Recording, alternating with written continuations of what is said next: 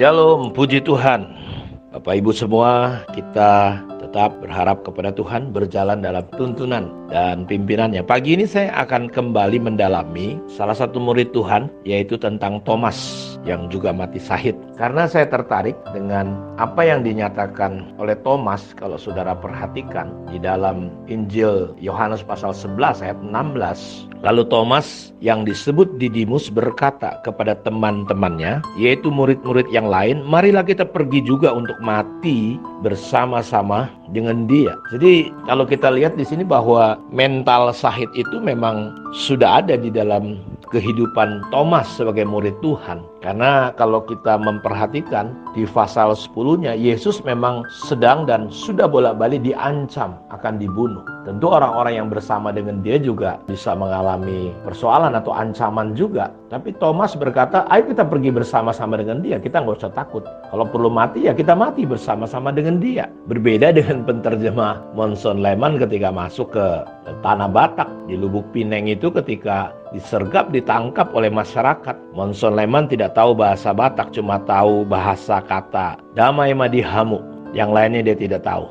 Dan penterjemahnya melarikan diri, dan akibatnya karena tidak saling mengerti, masyarakat marah dan mereka ditombak dari belakang, diadili dan dipotong-potong, dibakar, dimakan, dan tulang-tulangnya sampai sekarang ada di kubur, ada museumnya. Jadi kita lihat mental daripada Thomas tidak lari, saudara-saudara. Karena kalau kita perhatikan di pasal 10-nya ayat 31 sampai 33 dan 38 sampai 39, sekali lagi orang-orang Yahudi mengambil batu untuk melempari Yesus. Kata Yesus kepada mereka, banyak pekerjaan baik yang berasal dari Bapakku yang kuperlihatkan kepadamu. Pekerjaan manakah di antaranya yang menyebabkan kamu mau melempari aku? Jawab orang Yahudi itu, bukan karena suatu pekerjaan baik maka kami mau melempari engkau, melainkan karena engkau menghujat Allah, dan karena engkau sekalipun hanya seorang manusia saja menyamakan dirimu dengan Allah. Jadi ini persoalan besar waktu itu. Tapi Yesus berkata, ya bahwa dia paling sedikit kalian melihatlah bahwa realita kenyataan bahwa Yesus itu Tuhan sungguh-sungguh ada dan nyata. Kalau saudara berkata bahwa saya Tuhan, maka ada kemungkinan saudara gila. Atau saudara benar-benar Tuhan. Dan ketika Yesus menyatakan dia Tuhan, dia bisa pertama memang dia gila, atau Yesus memang Tuhan. Dan realitanya dia adalah Tuhan. Lihat kelahirannya, lihat kehidupannya, lihat kebangkitannya, lihat perbuatannya. Dia bisa mengampuni dosa dalam pelayanannya. Dia menyembuhkan berbagai orang sakit. Makanya dia berkata, kuperlihatkan kepadamu pekerjaan manakah di antaranya yang menyebabkan kamu mau melempari aku?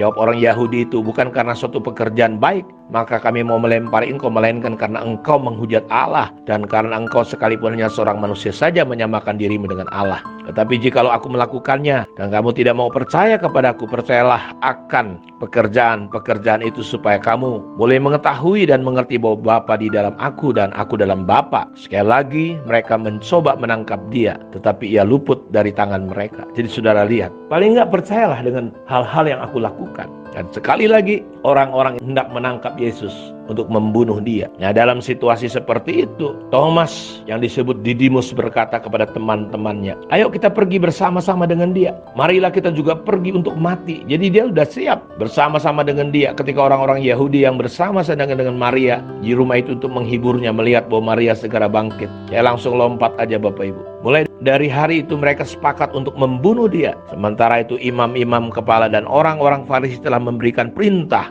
supaya setiap orang yang tahu di mana dia berada memberitahukannya agar mereka dapat menangkap dia. Kita lihat jadi memang situasinya Yesus sudah akan segera dibunuh. Karena itu menurut catatan bapak-bapak gereja, Thomas ini merupakan salah satu dari 12 rasul Tuhan yang melakukan penyebaran Injil ke wilayah timur, daerah Persia dan India, di luar perbatasan Kekaisaran Romawi, saudara-saudara. Dan pada tanggal 27 September 2006, Paus Benedikt ke-16 mengatakan bahwa tradisi kuno menyebutkan bahwa Thomas mula-mula mengabarkan Injil di Suriah dan Persia, dan itu disinggung oleh Origenes menurut Eusebius dari Caesarea, Ecclesiastical History. Kemudian dia meneruskan ke India Barat menurut Acts of Thomas 1 dan 2. Dari sana pula akhirnya dia mencapai India Selatan. Thomas di sana diceritakan bahwa dia berlayar ke India pada tahun 52 Masehi untuk mengabarkan Injil kepada orang Yahudi diaspora di Kerala. Ia mendarat di pelabuhan kuno Musiris atau punah, yang punah pada tahun 1341 akibat banjir besar yang mengubah garis pantai dekat Kadung, Galor. Kemudian ia belayar juga ke Palayor, sekarang dekat Gurun, Guru Fayor. Dan pada tahun 52 itu sampai dia ke bagian selatan yang sekarang menjadi negara bagian Kerala, di mana dia mendirikan Eskaparalekal atau 7,5 gereja. Gereja-gereja tersebut adalah di Kondung Galur, Kolam, Nir Anam, ada Santo Mary's di sana Orthodox Church, Nilakal atau disebut Cayal, Koka Mangalam. Jadi dia banyak buka pelayanan-pelayanan di sana. Karesera Origen mengutip bahwa Thomas wafat pada pertengahan abad ketiga dan menyatakan bahwa Thomas adalah rasul bagi orang Partha. Tetapi Thomas lebih dikenal sebagai misioneri ke India berdasarkan catatan ACTS of Thomas yang ditulis sekitar tahun 200. Di Santo Ephraim dari Gereja Ortodoks Suriah menulis dalam bagian ke-42 karyanya, Carmina Nisibina, bahwa sang rasul dibunuh di India sekitar tahun 72 dan jasadnya kemudian dikuburkan di Edesa, dibawa ke sana oleh seorang saudagar yang tidak disebut namanya. Sebuah kalender gereja Suriah kuno mendukung pernyataan di atas dan menyebutkan nama saudagar itu, di mana ditulis 3 Juli Santo Thomas ditusuk dengan lembing di India, badannya ada di Urhai, nama kuno untuk Edesa, setelah dibawa ke sana oleh saudagar kabin suatu perayaan agung. Jadi kematian Syahid Thomas, kita lihat bahwa kisahnya semua hanya karena memberitakan Injil. Jadi saya berdoa biar cerita dan kisah ini tetap menguatkan kita. Jadi menurut catatan